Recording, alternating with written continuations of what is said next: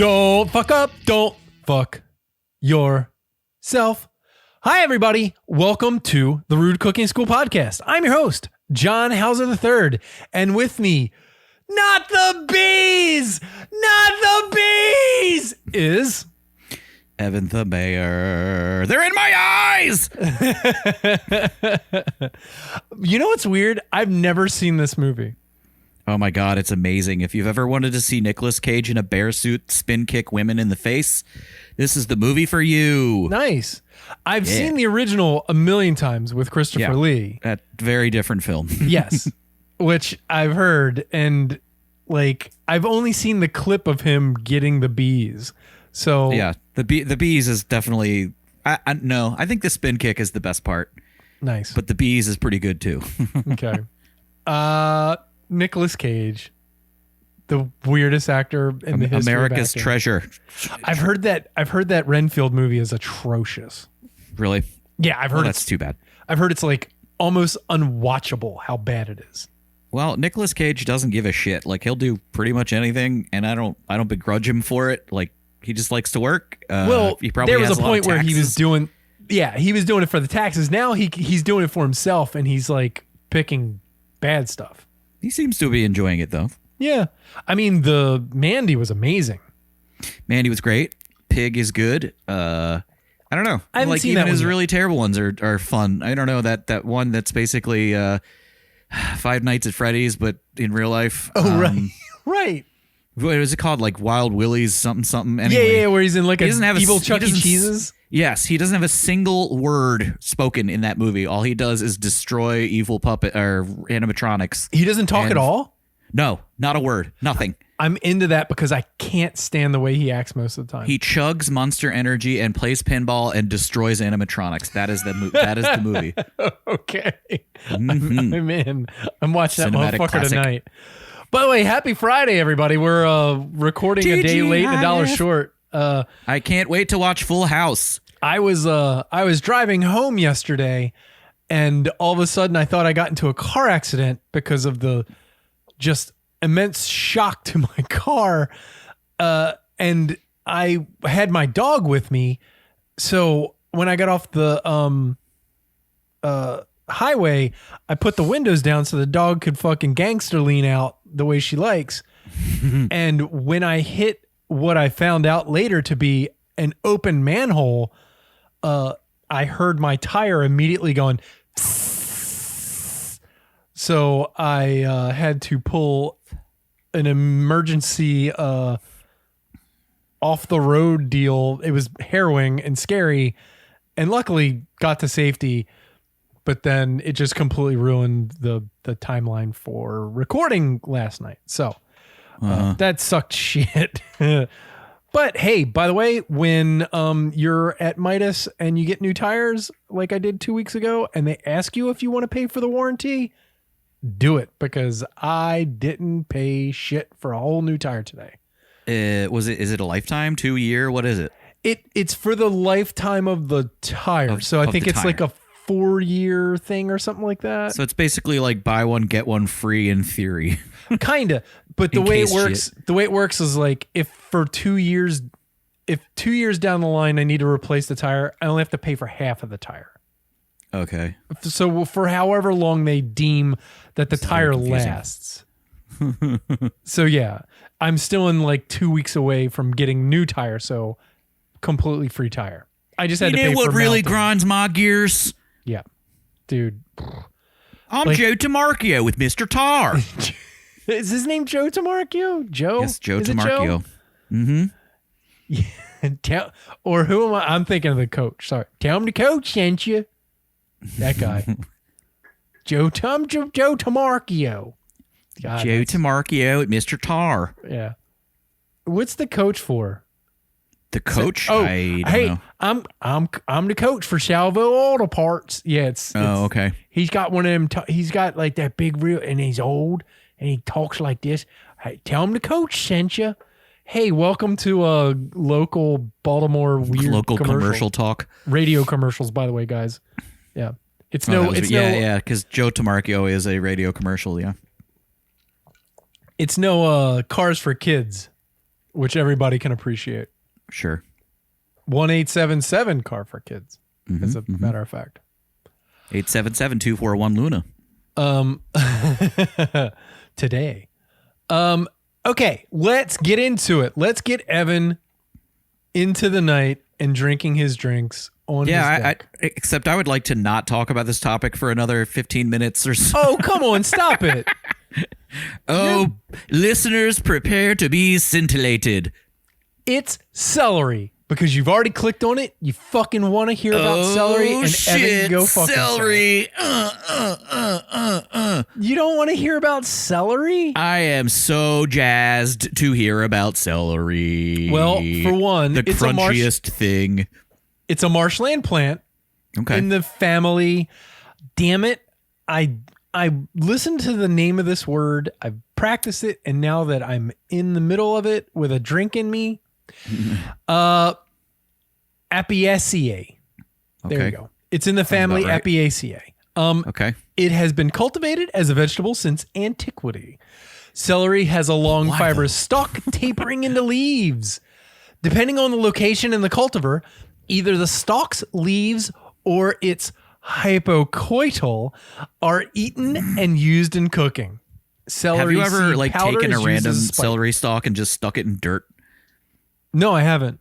It'll grow pretty quick, but you got to water it nonstop. What do you mean, like a cut stalk? Yeah, just like shit you get from the grocery store.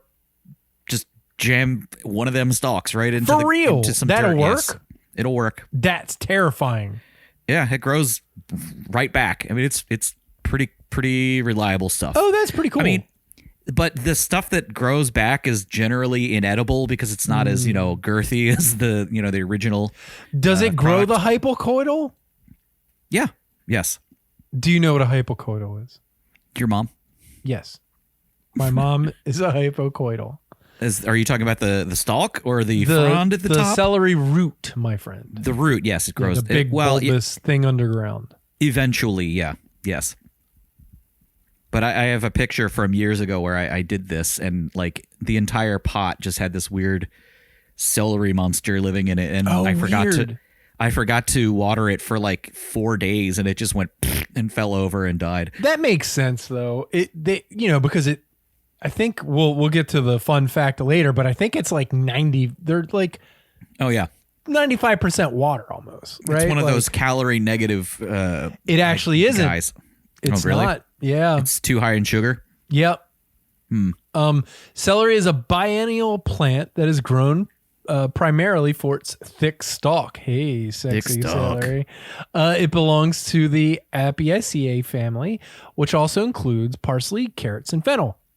Celery was first grown as a winter and early spring vegetable, and it was considered a cleansing tonic to counter the deficiencies of a winter diet based on salted meat without fresh vegetables. It sure does have that astringent taste to it. It totally does. And honestly, I really enjoy celery water as a like paired with like gin. It's really good. Yeah. I'm actually drinking a gin drink right now that is gin, soda water. I got a flat of free strawberries from a friend who picked 4 giant flats of strawberries on the Eastern Shore. So I blended some strawberries. So it was like blended strawberries and lime. So lime, strawberry, tonic. Well, not the soda water and gin. And it's fucking delicious. How do you feel about the celery soda? I love it. Celery. We're going to get into that because it's got a really weird nickname that I actually didn't believe until I had to look it up. Okay. So by the 19th century, the season for celery in England had been extended to last from the beginning of September into April. So it kind of got them through their winters. In North America, commercial production of celery is dominated by the cultivar called Pascal celery. Gardeners can grow a range of cultivars, many of which differ from wild species, mainly in having stouter leaf stems. They are ranged under 2 classes, white and red. The stalks grow in tight, straight, parallel bunches and are typically marketed fresh that way. They are sold without roots and only a small amount of green remaining, which sucks because celery leaves are awesome. In Europe, another popular variety is celeriac, which is known as celery root, grown because its hypocotyl form is a large bulb. White on the inside, the bulb can be kept for several months in winter and mostly serves as a main ingredient in soup. It can also be shredded and used in salads. The leaves are used as seasoning, and as I said earlier, the seeds are, used in all kinds of seasoning or ground. And Old Bay being like the biggest one. Are you familiar with celery root? Have you ever eaten a celery root? Probably. Celeriac. I prefer celeriac. It sounds like excuse me, pass the celeriac. Yeah, it sounds like a Superman villain. Kneel before celeriac. Yeah, exactly. You will never underestimate celeriac after today. His hands are just celery. He shoots beams of celery out of his hands. Is that a South Park thing? Didn't it have like a stalk of celery for like a leg or something? First or second season. Oh my God, yeah. No, that I think it was like the mountain monster or something. Yeah, it was a mountain monster. Season 1. Yes. It was like Bigfoot, but he had celery for a leg. And he also had somebody like John Stamos as a leg. It was Patrick Duffy. Oh, was he? Okay. Oh God, that's so I can't weird. even remember my own birthday. Yeah. But I remember that. I remember watching that episode. I was sick and home on my couch, my dirty, gross couch at college. Mm-hmm. And everyone was out having a fun time on a Friday. And I was drinking while I was sick on a couch. Yep. I'm a loser. Okay. But no, I love celeriac. The soup you can make out of it's great. If you shred it properly, it's really good in salads. It's good to pickle. It's a really weird, knobbly it's one of those things you're like, why did someone try to eat this? But then you're like, oh, well, back then you would die if you just didn't have food. So your options were limited. Yeah, you're like, shoes are probably pretty good to eat. It's fine. This belt looks delicious. Yeah, my shoe sounds like a good thing to boil. Okay. Celery is believed to originally come from the Mediterranean basin. Ancient literature documents that celery, or a similar plant form, was cultivated for medicinal purposes before 850 BC. It claimed medicinal purposes were probably attributed to its volatile oils contained in all portions, but mostly the seeds. During ancient times, Ayurvedic physicians used celery seed to treat the following conditions: colds, flu, water retention, poor digestion, various types of arthritis, and liver wounds. And liver and spleen ailments. Woven garments of wild celery are reported to have been found in early Egyptian tombs. Oh, neat. Yeah, there's a lot of really crazy shit with Egypt and finding old celery plants outside of the pyramids and shit.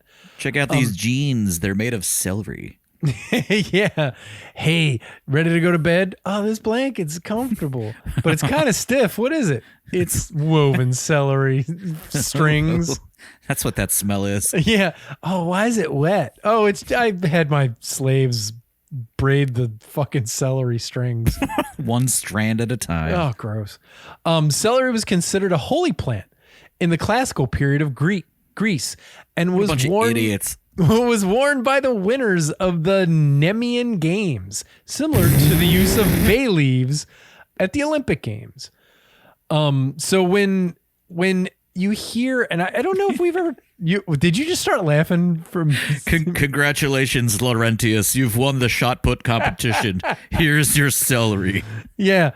Well, it's crazy because celery actually was pretty revered back then.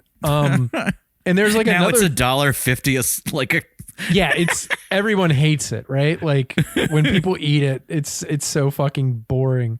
But like back then, it was like a pretty special plant. So also when we were talking about bay leaves, so when people say, take your laurels or you get laureled or lauded or whatever, people would get wreaths of bay leaves, which are laurel leaves. At least that smells good. You don't think celery smells good? It doesn't smell bad, but it doesn't smell I as love good the as a bay leaf. I love the smell of, fresh bay leaf is fucking fantastic. Sure. Like I have a problem with fresh bay leaf where I like to put it in between my like teeth and gum.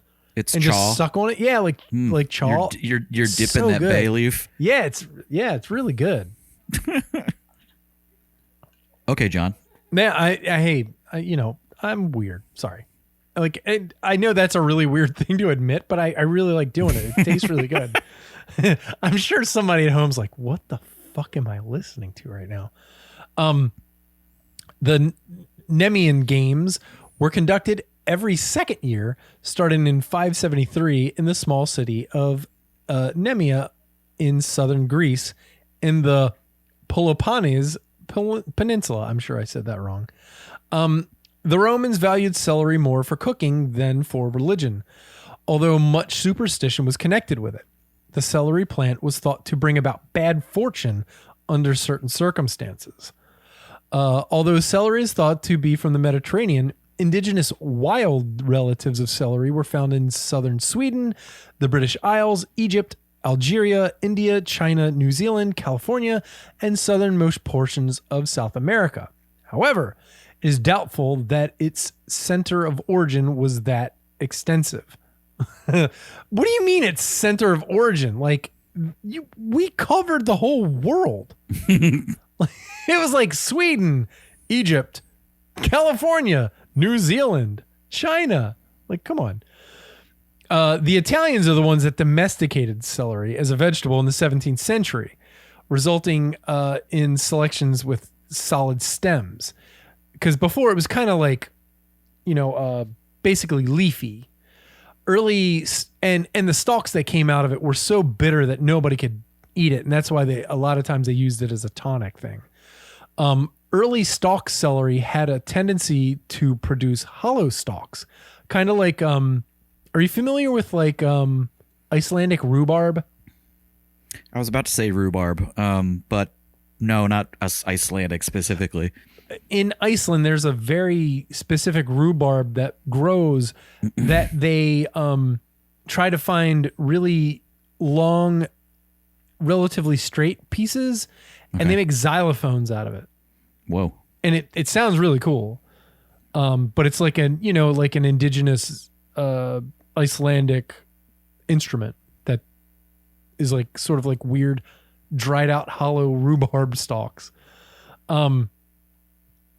After years of domestication, selection, eliminating the characteristics of being hollow as well as bitterness and strong flavors, the early growers found that naturally strong flavors could be diminished if grown in cooler conditions and also if blanched.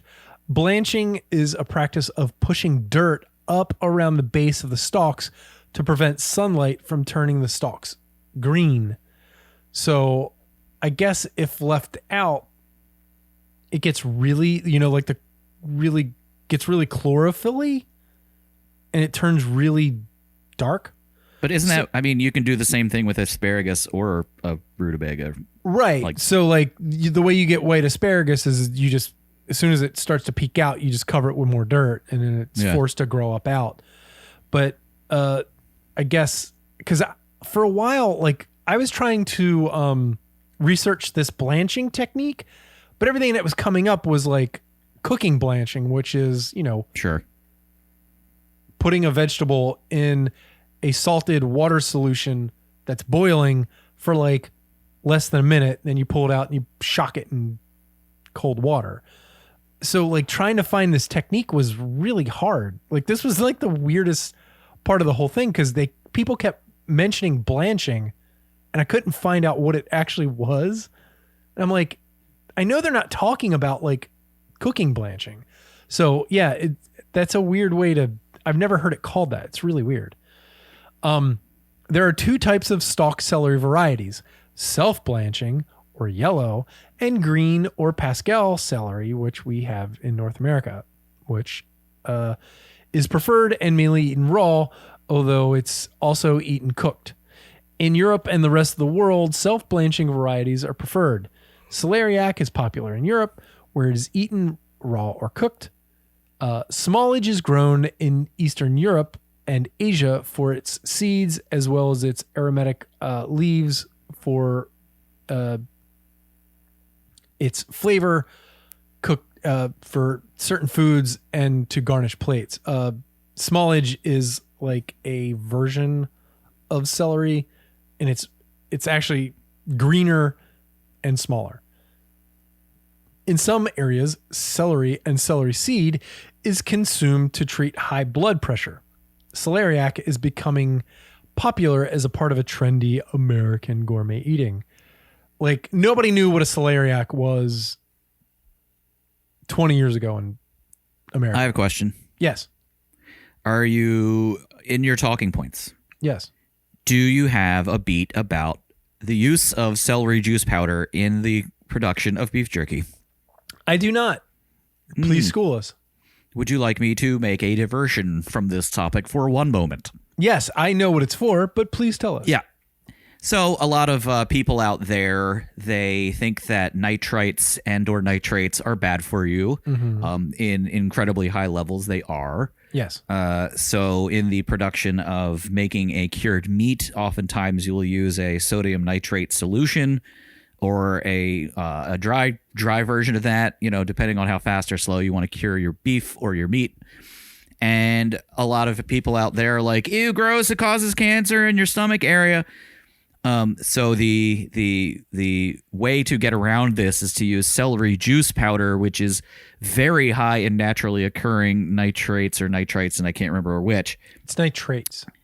Yeah, but so they will use that instead of the sodium nitrate and then get to slap all natural on the label. Yeah, they do it for jerky and they do it in all natural hot dogs. Okay. It's the celery powder. Yeah. Have you fucked with it before? No, I haven't bothered because I mean, I just love them nitrates. I'm never going to get stomach cancer from eating that much beef jerky or like love me some pink salt. Yeah, it's you use like a quarter teaspoon per pound of meat. Yeah, it's very, very negligible. And the problem I have with the celery juice powder is that you can't, like, if you've got sodium and nitrate, you can measure both of those things, put them in a beaker together, stir them up, conjugate them somehow. You know exactly what you've got in that beaker. Mm-hmm. Celery juice powder, depending on, you know, your celery, like, I don't know, could be ranging from 0 to 100 million for those nitrate concentrations and whatever. And if you're just grinding up like en masse, like all this celery, unless you've got a mass spectrometer on hand, it's very difficult to tell how much. Wait a minute, you can't just buy it? What do you mean? The powder? You just can't buy the powder? I'm saying in the powder, they can't does the powder vary from batch to batch? Well, that's my question. I mean, they can't tell you like, oh, this has exactly this much. Gotcha. Because it's like one powder from a bunch of celery. Mm-hmm. So unless they put an exact concentration of the nitrates, it's also really difficult to tell, like, oh, how much of this powder do I need exactly to cure? Like, what's the ratio to, It doesn't seem to me to be an exact science, but I'm sure somebody over at Crave Jerky has it figured out. That's cool. I forgot completely about that. That's a good call. Mm-hmm. Let's see. Currently, California harvests about 23,500 acres per year. Jesus. Florida, 3,500 acres per year. Texas, 1,200. Michigan, 3,000. And Ohio, less than 50. Oh, poor Ohio. California with 23,500 acres. That's fucking huge. California harvests year-round. Florida harvests December to May. Texas, December to April. Michigan and Ohio from July to September. Per capita consumption of celery is about 9 to 10 pounds per person annually, which I actually find very low. And I think that might just be raw celery, because celery is, believe it or not, almost in everything you fucking eat. At least any soup stock. Yeah. I mean, but even like just, sauces and, it's mirepoix. Like it's in everything. Yeah, sure. So the first attested and printed in English as celery with an S, Sellery, by John Evelyn was in 1664. The modern English word celery, the way we spell it, derives from the French celery, in turn from Italian Celery, the plural of celero, which comes from the late Latin selenon. The Latinization of the ancient Greek selenon, celery. The earliest attest formed the word from the Mycenaean Greek sereno. Yeah, go fuck yourself. Yeah, so it takes its name from a bunch of stuff. There you go. Actually, and this is a thing that I didn't know. Celery is among a small group of foods that is like produces a lot of allergic reactions in people. Oh, did you know this? No, it seems like a very, except for that whole, that weird quinine, astringent, weird flavor. I don't, whatever chemical is in it. I don't know what it is. So, what is it? For people with celery allergies, exposure can cause like really bad anaphylactic shock. And cases of allergic reaction to ingestion of celery root have also been reported in pollen-sensitive individuals, resulting in gastrointestinal disorders. So the weird thing is, in the European Union and the United Kingdom, foods that contain or may contain celery, even in trace amounts, are clearly marked. So in America, more people have peanut allergies, and it's marked on our stuff processed in a factory that has processed peanuts. In Europe, they don't have peanut allergies. They have celery allergies. This is weird. And their food is marked processed in a factory that processes celery. Bizarre. Weird, right? I wonder how are there no like is. longitudinal fucking epidemiology studies of this bullshit? Because it's so fucking weird, right? I don't know.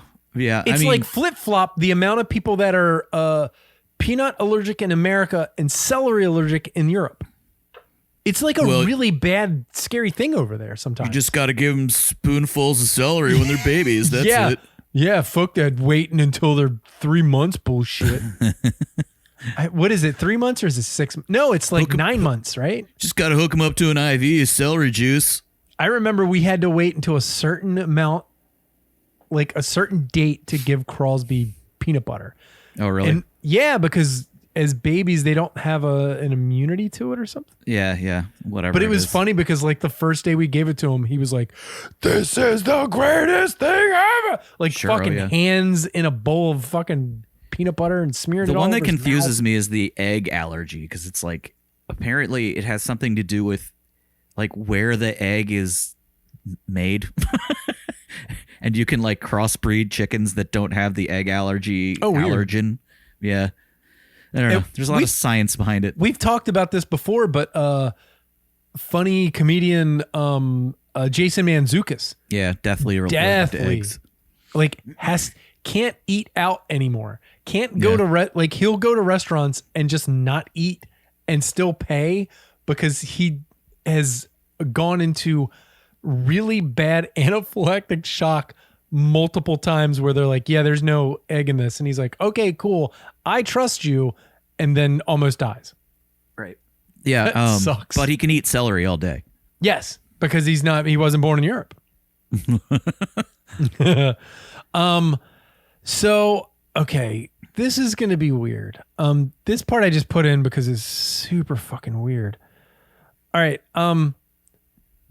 And I'm going to have a really hard problem with these words, but it all sounds very like Cthulhu-ish.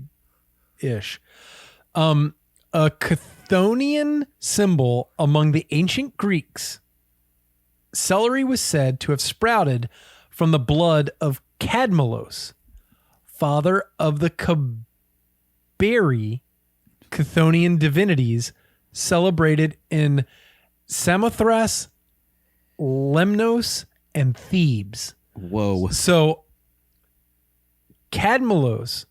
So I went down a really weird ancient Greek secret evil society thing. I was going to say, we need to start our own Baltimore chapter of like the secret society of celery worship. Yeah. So Cadmelos was the father of the Cabiri, which were a secret society of like demon people or something. And the celery was the symbol of them. So if you had celery on you and flashed it to people, it would be like, hey, I'm part. Yeah, it's really crazy. Like, I worship demons. Yeah, right. No, seriously. So the spicy odor and dark leaf color encouraged this association with the cult of death. In classical Greece, celery leaves were used as garlands for the dead, and the wreaths of the winners of the Isthmian Games were first made of celery before being placed by crowns made of pine. According to our boy, Pliny the Elder, the garland worn by the winners of the sacred Nemean Games, which we had talked about earlier, were also made of celery. But yeah, so like the ancient Greek colony of Salinos on Sicily was named after wild parsley that grew abundantly there. Selenotian coins depicted a parsley leaf as a symbol of the city, which people think was actually celery. But like this cult of the dead, the Cabiri, was really, really like a big thing for a while. And I guess, it was like their version of the, like you name a weird cult group or whatever, right?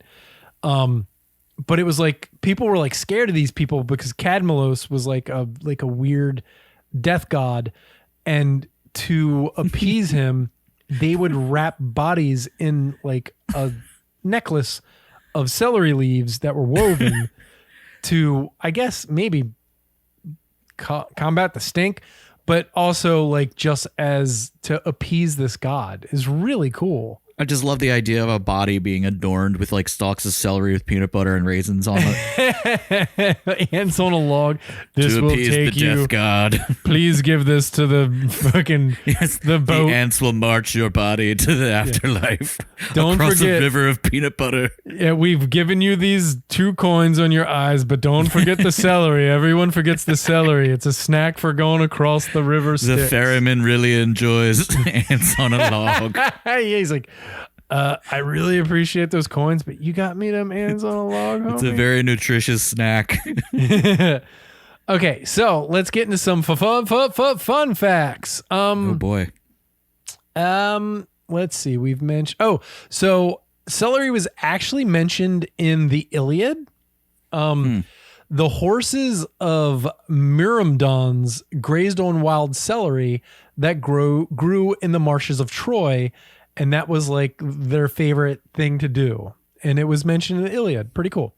The first record of the veggie was made by the French in 1623 as modern celery, not the stuff. Because like when we're talking about the ancient thing, it's kind of a bushy thing. It's not stalky.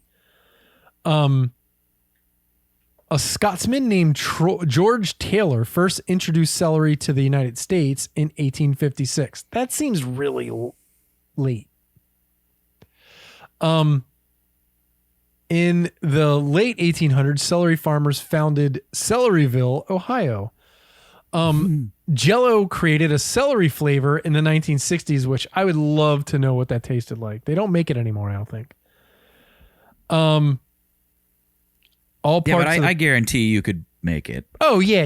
It's I'm sure there's like some like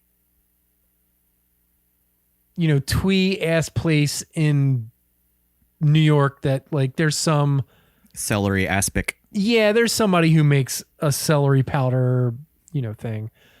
The stalks for a celery plant can reach just over 3 feet if you let it.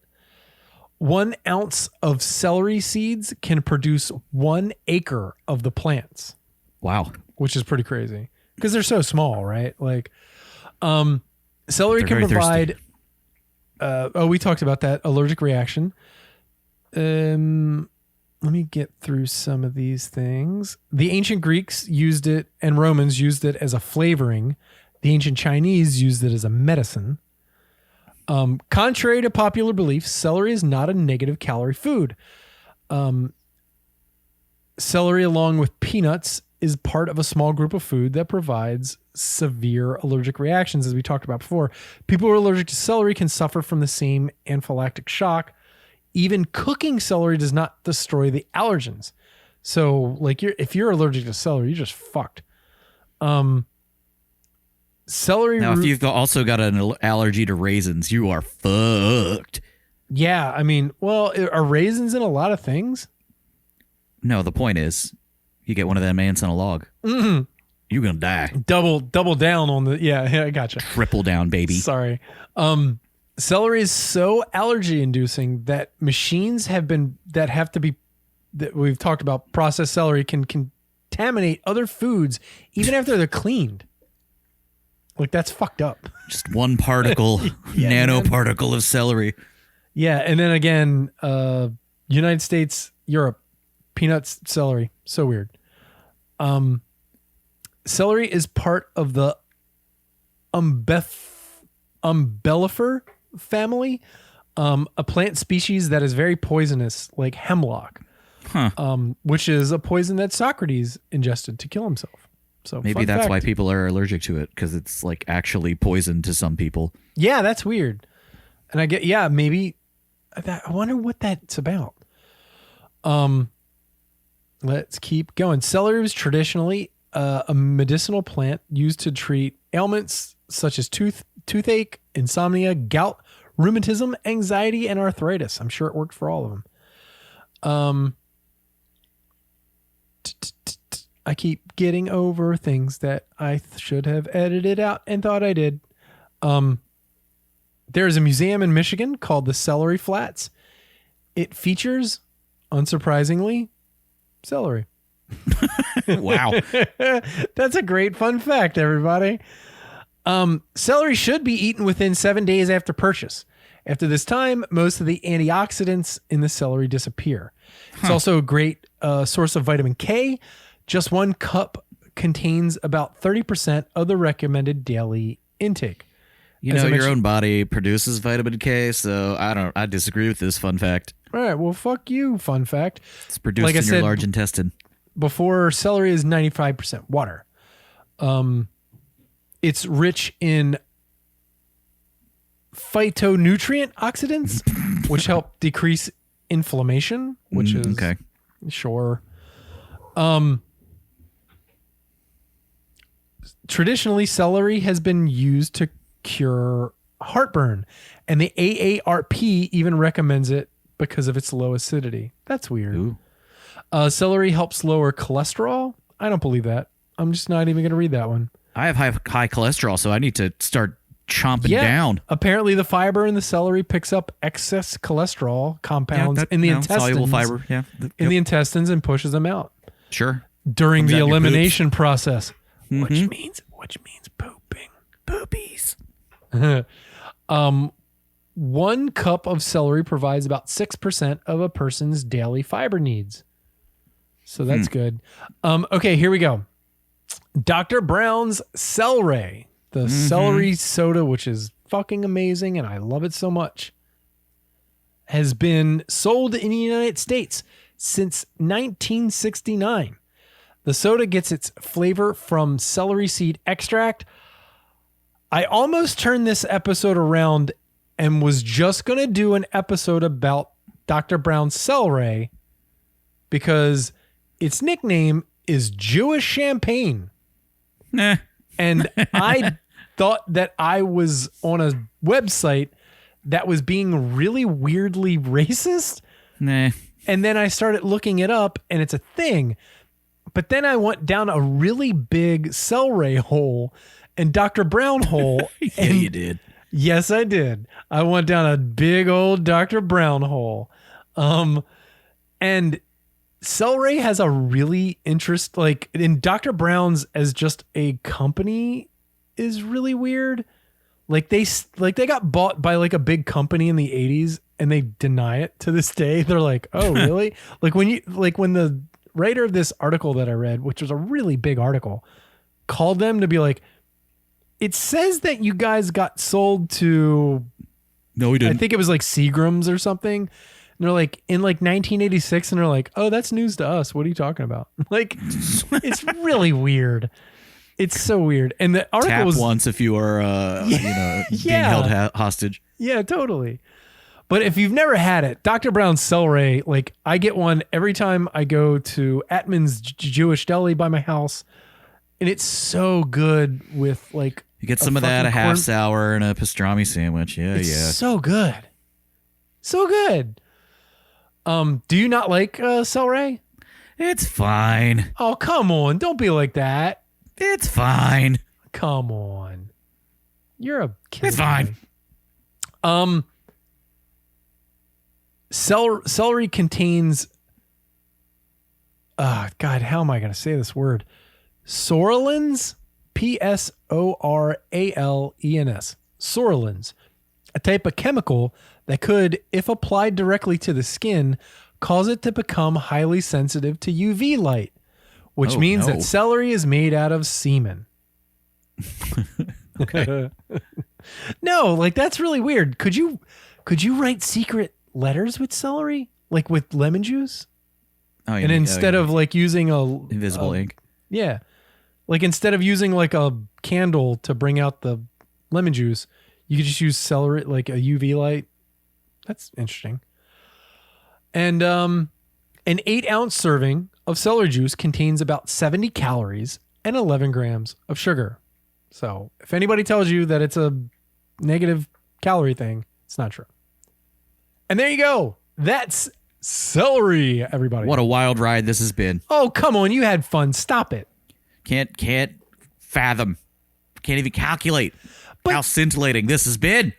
We had a good conversation. You brought up the thing about like cured meats. Like, yep, sure. You need to embrace like food history. It's fascinating. Oh yeah. I mean, it's literally what made us human beings in some ways. Yeah, but like the fact that there was like a weird death cult that like celery they're like that shit's awesome. I love that. That is a fun fact. The Celery Death Cult. Great band name, by the way. Celery Death Cult is my new band name. It's so good. That's awesome. And you know what else is awesome? You, our listener, for listening to us and fucking hanging out with us and attempting to listen to an episode all about celery. If you would like to tell your friends about us, we would love that. We don't pay money to advertise, and word of mouth is the way we get out there. And maybe if you just tell someone, they'll tell their friend, and they'll tell their friend, and all of a sudden we have a whole bunch of new listeners. And that would be great. Please also join our Facebook group. It's awesome. You can also join a group on Discord for Evan's podcast. Discord is the devil, but let Evan tell you how awesome it is.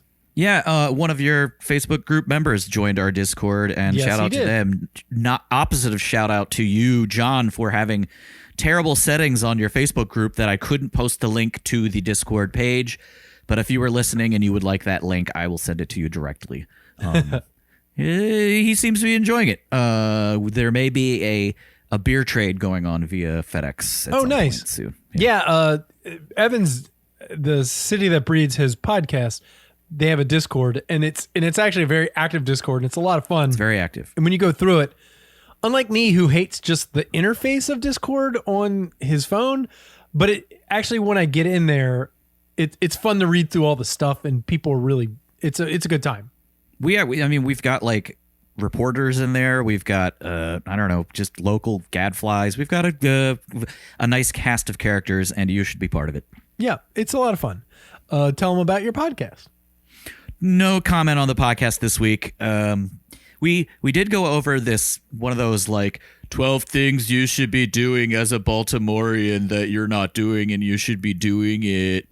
And what was it about? There were some very odd choices of, because it all fell under the umbrella of etiquette. Oh. And I don't know, there was some stuff about like turning on red, and I'm like, is that something that we have a problem with here? I don't know. Anyway, Jesus. We went through basically the whole list, and also one of the items was stop using mallets and claw crackers like a wuss and start using your teeth, which no one does that. No one should ever do that. No one, ever. I have never in my life seen a person crack a crab claw with their teeth. That's bullshit. It's very bad for you. I did have one of my best friends in college that I lived with used to say that his dad ate hard crabs whole. What? Shell and all? Yes. Ew. And that terrified me. That's not good for you. R.I.P. Papa Gooch. It's kind of hard to digest that chitin or whatever it is. Yeah, called. it's a chitin. Yeah.